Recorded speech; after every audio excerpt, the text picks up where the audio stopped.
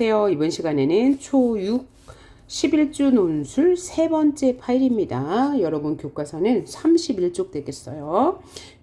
역사 교과서로 논술하기 세 번째. 문제 24번 볼게요. 자, 패권이 무슨 뜻입니까? 바로 어떤 분야의 최고 자리를 일컫는 말이고요. 함락은 포위하다라는 뜻을 가지고 있고, 융합은 조화를 이루다. 연루는 연관이 있다 라는 뜻이고요. 이룩하다는 이루다 라는 뜻을 가지고 있어요. 자, 그러면 1번부터 뭐가 들어가야 할지 한번 보도록 합시다. 1번, 평양성이 뭐 돼요? 포위돼요. 그러니까 함락돼요 라고 볼 수 있네요. 함락되어 고구려가 멸망하였고 당은 평양에 안동도읍을 설치하였다. 삼국시대 나오네요. 해상왕으로 불리는 바다의 왕자라고 불리는 장보고 역시 이 시기 반란 사건에 연관되어 있다, 연루되었다 라고 하면 되고, 거란의 침략으로 멸망한 발해의 고구려 개통 유민을 적극적으로 받아들여 민족의 재통일을 이룩하였다. 고구려는 수와 동아시아 패권 최고 자리를 놓고 대립하면서 요소지방을 먼저 공격하였다. 통일 이후 신라는 정복한 지역의 백성을 포용하고 신라로 받아들이는 민족 융합 정책을 펼쳤다. 민족이 서로 조화를 이루는 정책을 펼쳤다 라고 하면 되네요. 2번. 자, 탐학은 학문을 깊이 연구한다 라는 뜻이 아니고, 여기서 학은 학문의 뜻이 아니므로 포악할 학자예요. 그래서 탐욕이 많고 포악하다. 탈취하다, 억지로 빼앗다. 환도, 다시 수도로 돌아간다는 뜻이네요.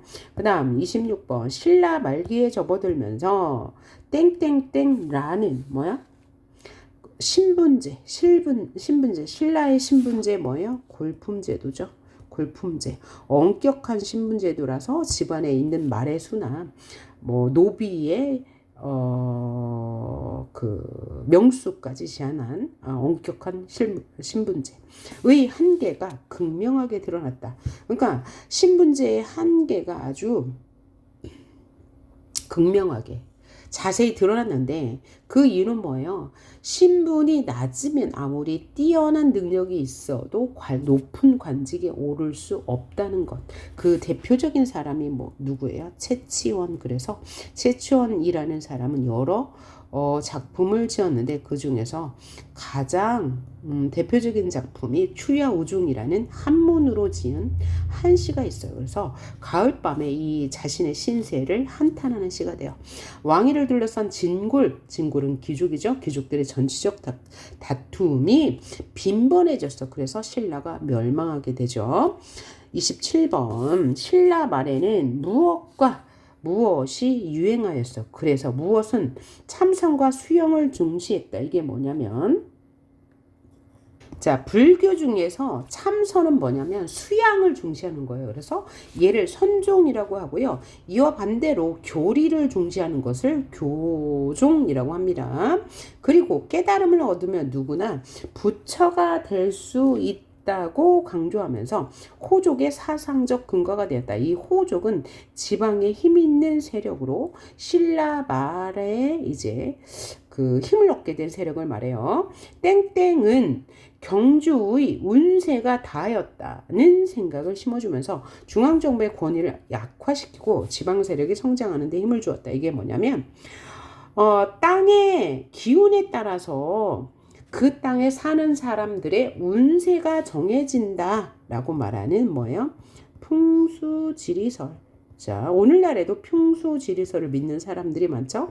땅의 기운에 따라서 인간의 길, 흉, 화, 복이 정해진다는 이야기예요. 그래서 여기는 뭐예요? 선종, 여기는 풍수지리설이 되겠네요. 자, 다음 28번. 수 문제의 뒤를 잃어 이어서 수니까 뭐죠? 중국이죠. 뒤를 이어 양제가 고구려를 공격해왔을 때, 그래서 수양제와 싸운 인물이 고구려의 장군 누구냐? 그죠? 살수에서 크게 승리한 사람이 누구예요? 을지문덕. 그래서 이 을지문덕이라는 사람이 수양제에게 어떤 시를 줬어요? 여수장 우중문 시라는 한 시를 지어서 이 우중문이라는 사람을 비판하고 조롱했습니다. 그래서 너의 신묘한 계책과 지략은 이미 하늘을 찔렸으니 그것을 알고 물러가라 라고 이제 돌려서 비판하는 시죠. 자, 다음 당태종이 즉위한 이후 29번입니다. 고구려를 압박하기 시작했다. 이에 고구려는 국경 지역에 뭘 쌓았어요? 천리장성을 쌓았죠. 그래서 당의 침략에 대비했다. 이 사람이 바로 누구예요?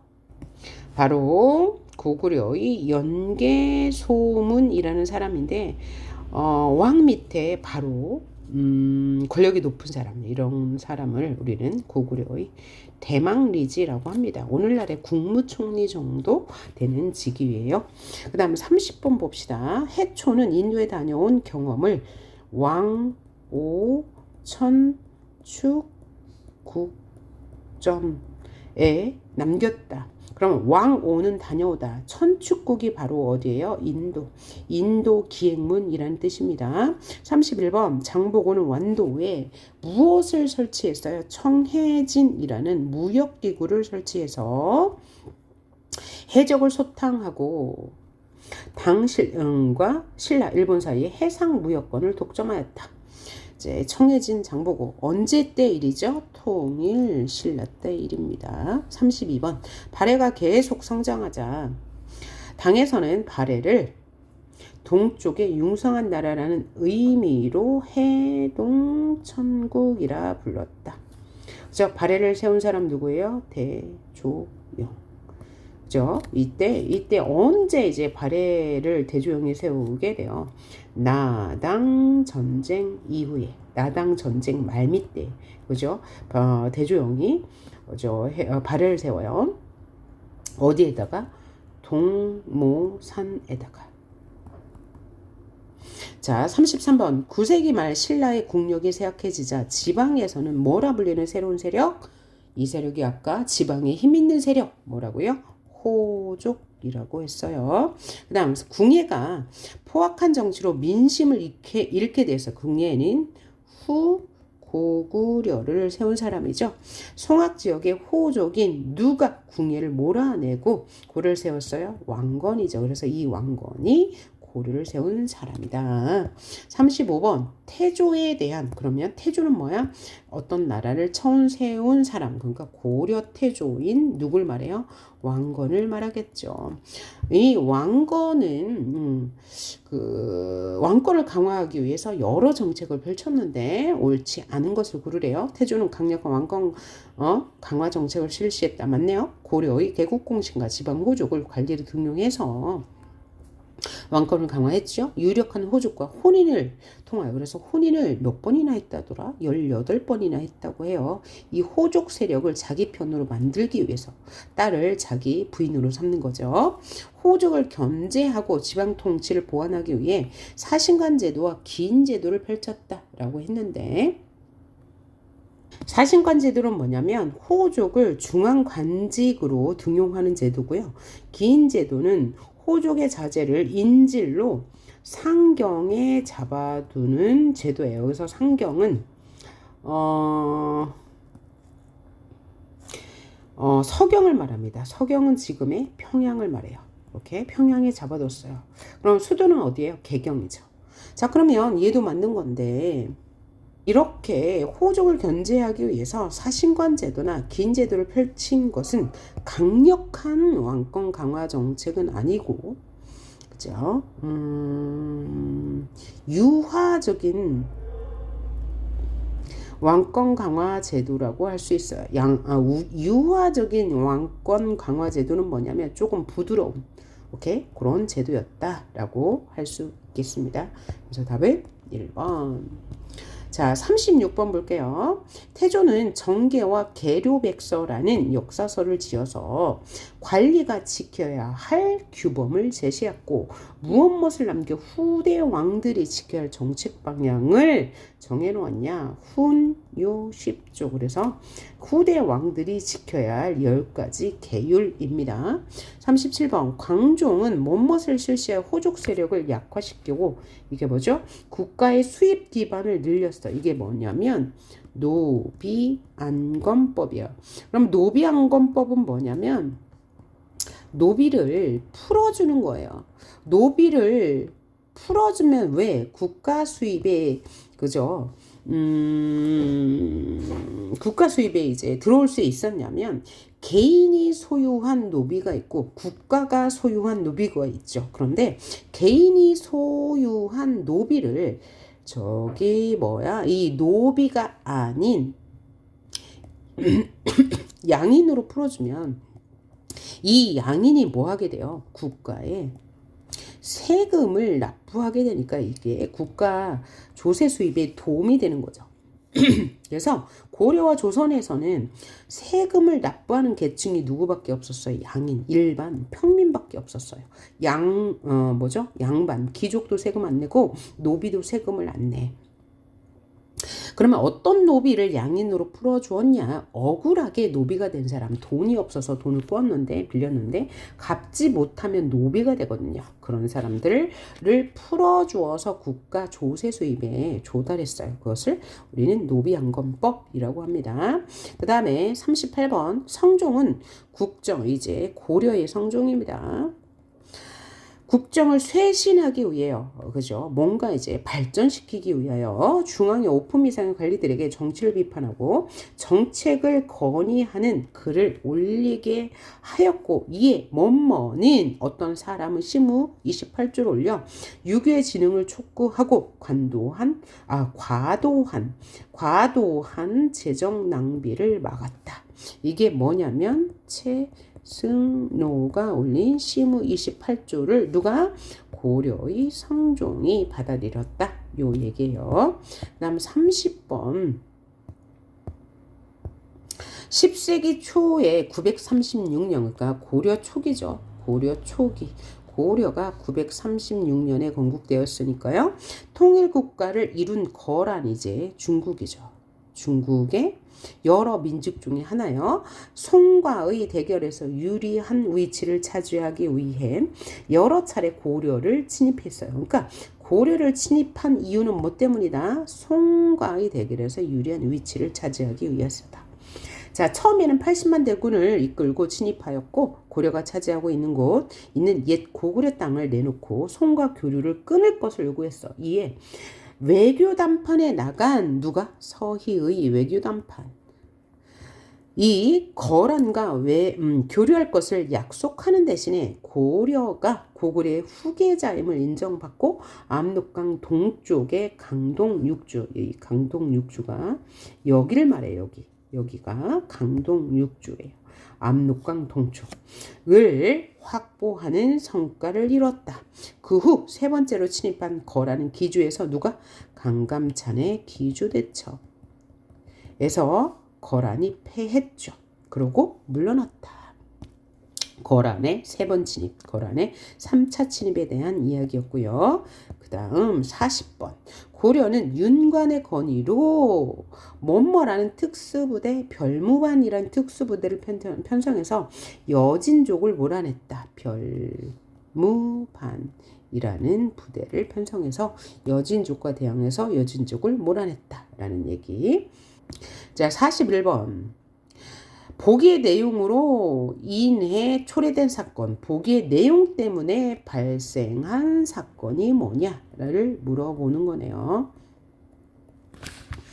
이자겸의 난과 묘청의 서경천도 운동은 언제 일어났어요? 이자겸이 난을 일으킨 이유는 이제 왕위를 뺏기 위한, 찬탈하기 위한 난이었어요. 그러니까 이 이자겸은 고려 인조의 누구예요? 장인 어른이면서 동시에 인조의 장인 어른이자 예종의 장인 어른이기 때문에 권력이 굉장히 셌죠. 이런 세력을 우리는 왕실의 외척이라고 합니다. 그런 난과 묘청의 서경천도 운동을 겪은 이후에도 묘청의 서경천도 그 운동은 뭐냐면 묘청이라는 사람이 서경으로 수도를 옮기자. 현재는 어딘데? 개경인데 평양으로 서울을 옮기자라고 이야기했다는 거죠. 그런 이후에도 문벌귀족사회 동요는 계속됐다. 이 문벌귀족사회가 뭐냐면 이렇게 권력을 가진 사람들, 이자겸 이런 사람들, 묘청 이런 사람들은 계속 권력 다툼을 한 거죠. 그래서 동요 흔들리기 시작했어요. 뭐가요? 문벌 귀족 사회가 흔들리기 시작했습니다. 이 무렵 왕위에 오른 의종은 처음에는 여러 가지 개혁을 시도했는데 점차 정치를 멀리하고 문신과 어울리며 향락에 빠져 사치스러운 생활을 하게 됐어요. 누가요? 의종이라는 사람이요. 왕이죠. 문신에게 무시당하고 관직 승진의 제한을 받는 등 여러 면에서 차별을 받고 있던 무신의 불만도 커졌어요. 그래서 군대의 최고 지휘관은 문신이 독점하니까 무신이 원래는 해야 그죠? 군대는 무신의 영역인데 문신이 지휘관을 맡았다는 거죠. 그래서 무신이 무시당했다는 거예요. 하급 군인은 토지를 제대로 지급받지 못하는 등 각종 작업에 시달려서 이런 이유로 뭐가 발생했어요? 무신이 난을 일으켰어요. 그래서 그것을 뭐라 그래요? 무신정변 이후에 사회는 더 흔들리기 시작했고 무신들이 집권을 하기 시작했는데 더 사회가 동요되었다. 더 어지러워졌다. 그 다음 42번 봅시다. 원나라 간섭기. 원나라는 누구예요? 몽골족이 지배하에 세운 중국의 나라 원나라. 그런데 이 원나라는 70년밖에 유지되지 못했습니다. 제대로 통치를 하지 못했기 때문이죠. 원간섭기에는 땡땡이라 불리는 새로운 지배층, 그러니까 이 권문세족이 이렇게 동요되면서 새로운 지배계층이 무신이 집권했는데 이 무신이 오래가지 못하고 원나라 간섭기 때의 지배계급을 뭐라고 하냐면 권문세 족이라고 합니다. 이들이 지배 계급이에요. 그래서 고려 때 지배 계급의 변화를 보면 요거는 꼭 알아뒀으면 좋겠네요. 맨 처음에 고려 초기에 누가 득세했다고 그랬죠? 지방에 힘 있는 세력 호족 다음에 여기 이자겸과 같은 문벌귀족들이 동요해서 무신이 난을 일으켜서 무신이 집권했죠. 무신이 집권한 다음에 원나라 간섭기 때는 누가? 권문세족이 지배층을 이루면서 집권하였다라는 거 알아두시면 되고요. 그 다음 43번.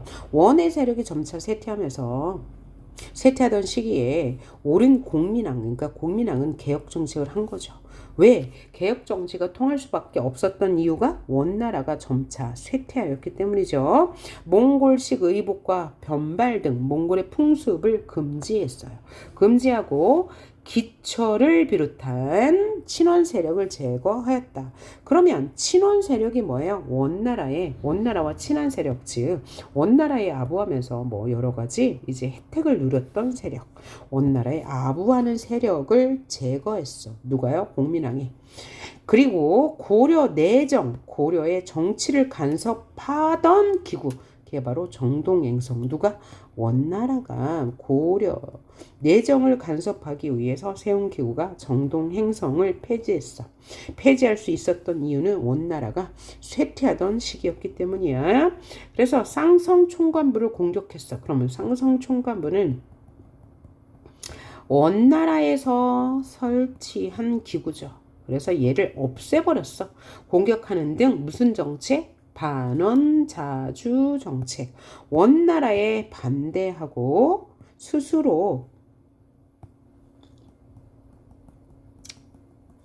서고자 하는 정책. 고려의 공민왕.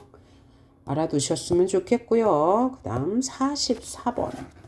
자, 44번 논술인데 문제를 한번 봅시다. 문제가 뭔가요? 윗글 읽고 동북 구성을 여진에게 돌려주기로 한 고려의 결정에 대한 자신의 견해를 논술하시오. 자, 동북 구성은 여진족을 정벌하고 빼앗은 땅인데 그것을 여진족에게 다시 돌려주게 되었는데 그 결정이 옳은 결정인지 아닌지를 논술하라고 했는데 그러면 지문을 보고 한 번 더 파악을 내용을 분석해 본 다음에 써봅시다. 통일신라와 발해 어떻게 불러야 하나? 우리 어떻게 부르고 있어요? 남북국 시대라고 부르고 있는데 자, 남쪽은 어디죠? 신라, 통일신라고. 북쪽은 어디예요? 발해잖아요. 그렇죠? 여기에 대해서 한번 읽어봅시다.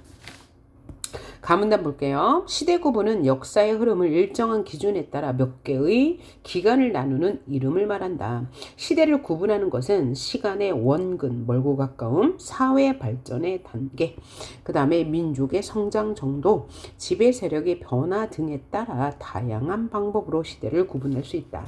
한국사는 장기간 존속한 왕조가 이어져 왔기 때문에 왕조별로 시대를 구분하기도 한다. 예를 들어 뭐에 왕조별로 이제 시대를 구분한 것. 삼국시대, 통일신라시대, 고려시대, 조선시대 등이 뭘 기준으로 시대를 구분한 거예요? 왕조를 기준으로 시대를 구분한 것이다.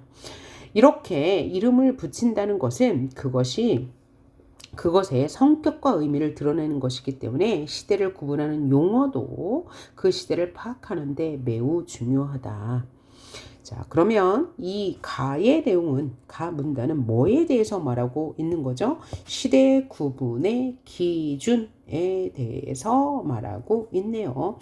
왕조별로 구분한다면 삼국, 통일신라, 고려, 조선으로 구분한다. 이 시대 구분은 뭐에 따라 이루어진다? 이렇게 시간의 원근, 시간이 뭐냐 가깝냐, 혹은 사회 발전이 어떤 단계냐, 민족이 어떻게 성장했냐, 지배 세력이 어떻게 변했냐. 그러면 이 왕조 구분은 뭐에 따라 구분한 거예요? 바로 그죠? 지배 세력의 변화에 따라 구분한 것이 이 왕조 구분이 되겠네요. 자, 그러면 이 문단, 나문단을 볼게요. 부여씨가 망하고 고씨가 망하게 되니 김씨가 그 남쪽 땅을 차지하고 대씨가 그 북쪽 땅을 차지하여 발해라 하였다. 그러니까 발해는 누가 세웠어요? 대씨. 누구? 대조영. 그리고 같은 지역을 말하는 거죠. 부여씨가 망하고 고씨가 망했어. 그럼 고씨가 세운 나라가 뭐예요? 고주몽이 세운 고구려. 부여씨가 세운 나라는 부여예요. 그래서 맨 처음에 부여가 그 지역을 그죠? 점령했다가 고구려가 점령하고 그 지역을 다시 발해가 점령하게 되었다. 이것을 남북국이라고 한다.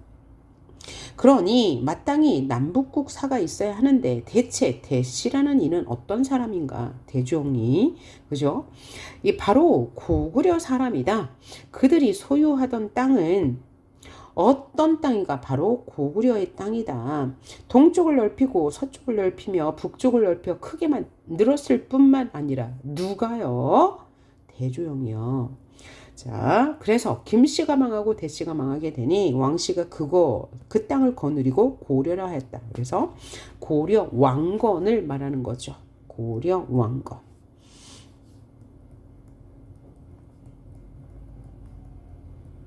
그 남쪽에 있는 김씨의 땅은 누구예요? 신라죠. 신라. 필리의 땅은 완전한 채 있었으나 그 북쪽에는 대시의 땅은 완전하지 못하였으니 혹은 그 여진에 들어가고 혹은 거란에 들어가기도 하였다. 자, 그러면 얘를 이렇게 생각해 보면 될 것 같네요. 자, 우리나라 지도가 이렇게 있어. 그런데 이 지역엔 맨 처음에 누가? 부여가. 그 다음에 고구려가. 그 다음에 누가? 발해가. 그 다음에 고려가 차지하게 되었다. 이거 다 우리 민족이죠. 그렇죠? 그런데 이 지역을 잃었어요. 누구한테 뺏긴 거죠? 거란에게 뺏겼다. 이 지역을 거란에게 빼앗겼는데 이거 지금도 우리가 남북국 시대라 불러야 하나? 라는 의문을 제기한 거죠. 그래, 다음 문단을 한번 봅시다. 북한에서는 신라의 삼국 통일을 비판적으로 바라보고 있다. 왜냐하면 신라가 삼국 통일해서 이 북쪽을 누가 중국이 차지했기 때문에 이제 신라의 삼국 통일을 비판적으로 보고 있는 거겠죠. 그래서 신라의 삼국 통일을 통일이 아니라 신라에 의한 국토 남부의 통합으로 규정하고 누가요? 북한이요. 통일신라를 뭐라고 불러요? 후기신라라고 표현하기도 한다. 북한에서는. 반면에 고구려의 옛 영토와 주민을 토대로 창건된 발해를 고구려의 계승국으로 인정하고 중요하게 여기기 때문에 북한에서는 발해와 후기신라를 통합한 고려에 와서 비로소 우리 역사 최초의 통일국가라고 부르기도 한다. 라고 했어요. 어이쿠, 아까 제가 읽은 논제가 이 지문에 대한 논제가 아니고요. 그럼 이 지문에 대한 논제는 이 글을 읽고 통일신라와 발해가 공존하던 시기를 어떻게 불러야 할까? 자신의 견해를 논술하래요. 그러면 지문에서는 뭐라고 말했습니까? 북한에서는 남북국 시대를 남북국 시대로 부르면 안 되고 뭐라고요? 그죠? 후기 신라라고 불러야 한다. 그럼 북한의 주장대로 후기 신라라고 부르는 것, 통일신라를 라고 본다면 이것은 시대를 구분하는 네 가지 관점 중에 뭐로 구분한 건가요? 시간의 원근에 따라서요? 아니면 사회 발전 정도에 따라서요? 아니면 민족의 성장에 따라서요? 지배 세력의 변화에 따라서요? 아마 민족의 성장에 따라서 이렇게 구분한 것일 거예요. 자, 그러면 통일신라라고 부르는 관점은 위 네 가지 관점 중에 뭘까요? 바로 사회 발전 단계로 본 것이죠. 그죠? 신라가 고구려 백제를 통일하고 세운 국가니까요. 하지만 이건 불안정한 통일이죠. 왜냐하면 이 이북의 땅을 당나라에게 넘겨주었기 때문이고 그 와중에 발해가 여기 그죠? 대주영이 발해를 여기다 새로 건국했죠. 그런 와중에 이 지역을 누구한테 뺏겼어요? 중국 여진족에게 뺏겼잖아요. 그러면서 다시 고려가 되찾은 거죠. 자, 그래서 논제가 윗글을 읽고 통일신라와 발해가 공존하던 시기를 어떻게 부를 거예요? 통일신라로 부를 거예요? 아니면 혹은 통일신라 혹은 뭐도 돼요? 남북국 시대라고 해도 되죠. 남북국 시대로 부를 거예요? 아니면 후기신라 시대로 부르는 것이 정당할까요? 자, 그래서 후기신라 시대로 보는 것은 민족의 성장을 기준으로 시대를 구분한 것이고 통일신라라고 혹은 남북국 시대라고 본다면 사회 발전을 기준으로 분류한 것이다. 그러면 그에 따른 이유를 근거를 적어주시면 되겠네요. 자, 이 문제가 여러분한테는 꽤나 어려운 문제네요. 자, 그러면 이렇게 한번 제가 써봤는데 함께 볼까요? 자, 문제가 뭐예요? 통일신라와 발해가 공존하던 시기를 어떻게 불러야 하나잖아요. 자, 그러니까 일단 어떤 시대의 구분에 따라 나눴고 그렇게 구분한 이유가 뭔지를 말해줘야 돼요. 그러니까 주장을 먼저 쓰고 그 주장에 대한 이유, 그 근거를 이제 쓰시면 되는데요. 이렇게 써봤습니다. 두 가지 버전으로 다 써봤어요. 남북국 시대라 부르는 것이 타당하다. 시대 구분 기준 중에 사회 발전 단계로 구분하는 것이 타당하기 때문이다. 당시 남쪽은 신라가, 북쪽은 발해가 점령했고 이 구분은 남과 북의 세력을 그죠? 가장 잘 나타내는 표현이다. 물론 당시 신라의 삼국 통일은 현재의 관점으로 볼 때 두만강 위쪽의 땅을 중국에게 양보하는 결과를 낳았고 그것이 고려와 조선을 거쳐 현재까지도 중국 소유의 땅이 되게 하는 원인이라 볼 수 있다. 하지만 역사의 시대 구분은 국민의 염원을 반영하는 것이 아니라 그 시기를 가장 잘 표현하는 것이어야 한다 라고 해서 마무리를 졌는데 여기까지가 주장이죠. 이게 주장이죠. 이게 주장 1번 이거 이유는 뭐예요? 여기가 이유 2번이고요. 나머지가 이제 근거가 되는 거죠. 그러면서 더 중요한 게 반론과 강조가 있어요. 그러면 반론은 어디부터 반론이에요? 그래서 물론부터가 반론이겠죠. 여기서부터 반론. 여기가 2, 3, 4. 반론 여기부터 4. 그래서 여기까지.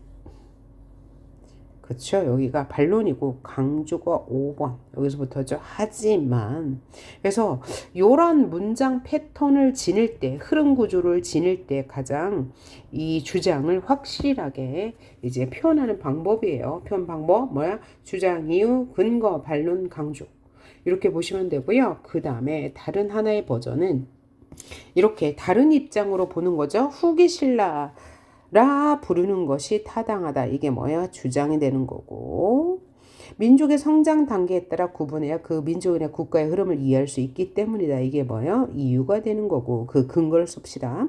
신라가 상국을 통일하고 하긴 하였으나 대동강 이북은 중국 당나라 손에 넘어갔다. 20년 후 발해가 그 지역에 건국되었지만 신라와 발해 사이에는 여진족이 있었고요. 또 고려가 들어서면서 그 지역을 일부 회복하고 조선시대에 오늘과 같은 영토를 점유하게 되었다. 이 과정에서 보듯 우리 국토의 진정한 통일은 고려가 이룬 것이며 신라는 삼국중 대동강 이남 지역만을 점유한 것이기에 통일신라 또는 남북국 시대라는 명명 부르는 것은 적절하지 않다. 자, 여기서가 지금 얘가 지금 강조예요. 강조고요. 그럼 뭐가? 반론이 바로 여기 있어요. 이렇게 순서를 바꿔도 됩니다. 이게 반론이 되는 거죠.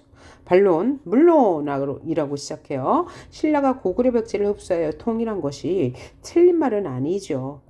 그러나 고구려 영토 대부분을 점유하지 못했기 때문에 통일이 아닌 거죠. 즉 영토 통일은 아닌 것이다 라고 그죠? 한 번 더 강조해 주시면 되겠어요. 지금 우리 11주차 논술 3번째 파일 했고요. 다음 4번째 파일에서 봅시다.